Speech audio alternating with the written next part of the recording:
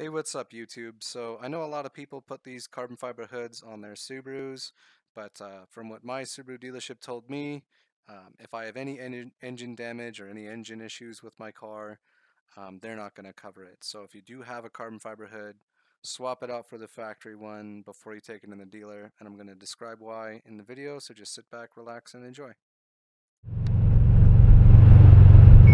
Alright everybody, so the carbon fiber hood is off. I'm just driving over to my friend's house where I was kind of storing the hood. Seeing as how I didn't have a vehicle big enough to transport the hoods in, I figured it's just easier to drive without the hood for 2 or 3 kilometers. But the whole reason why I'm doing this is because I kind of got scared by the Subaru dealership. They didn't want to cover like a $191 warranty claim based on a frozen PCV valve. So what that is that's a positive crankcase ventilation valve, and mine got frozen up solid with a ton of gunk. And the main reason why I think it froze up is not because of my carbon fiber hood. It's because I take short trips to work every day. I hardly put any miles on my car. I mean, I've had it for a year and a half, and it's only got 8,085 kilometers, which is like right around 5,000 miles. So hardly drive it, and as you can see, I live in a cold climate, so I do get condensation in my oil system. They kind of said, okay, fine, we'll cover it, but in the summertime, if it's a hot day and you get detonation and blow up your engine, we're not covering it. Now, the reason why they're so worried about that is because the carbon fiber hood doesn't have that ducting that goes directly to your intercooler. So you're basically just breathing in a ton of hot air, and you can get detonation, which makes sense.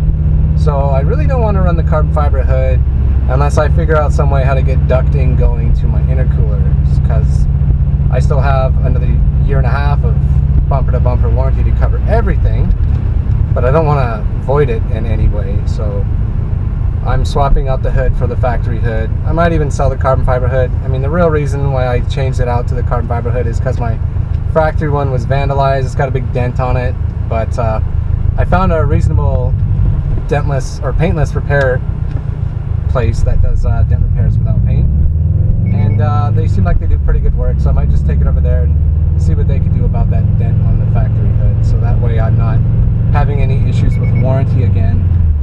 And if the PCV valve does freeze up again, then I can tell them for sure it's not due to any aftermarket parts, because it dropped down to -30 and then it froze up while I was sitting all day long outside, and it never sits outside, it's always in the garage overnight.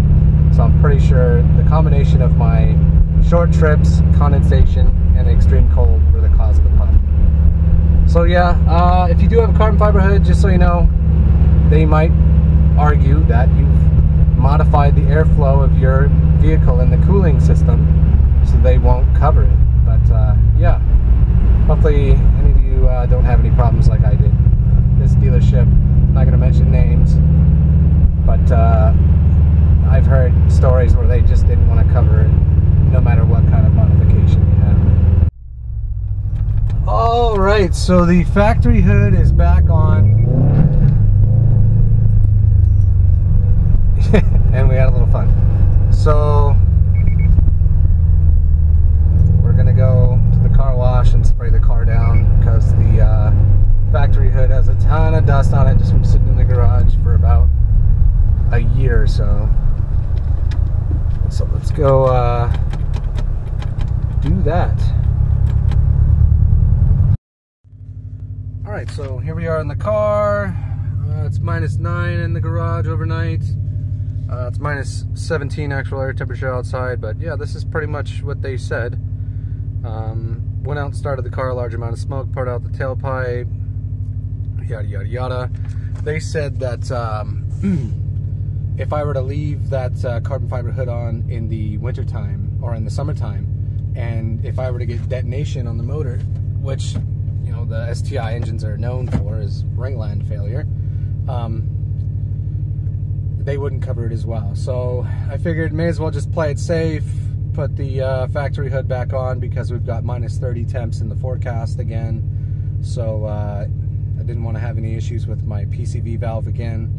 So yeah, just a heads up for you guys out there, they didn't want to cover the frozen PCV valve because they said the hood was lowering under the hood temps and freezing up that PCV valve. I convinced them, hey, no, come on. It's because of my short trips and condensation building up in the motor. I drive like 5 minutes to work every day, and it froze up outside when the car wasn't moving. It didn't happen while I was driving, so they agreed with me. They covered the charge. Granted, it was 1 hour of labor and an $18 part, so I don't see why they wouldn't. I mean, that's just bad customer service, right? So anyways, everything's running great with the car now. Everything's fine. Hopefully I don't run into this issue again, even with the factory hood back on. But of course, then they wouldn't have a reason to not cover it. But I spend more time warming up the car now, trying to get it to operating temp for longer than before. So yeah, any questions? Comment below, like the video, subscribe if you want. Hopefully I'll have more content coming up shortly. So yeah, thanks.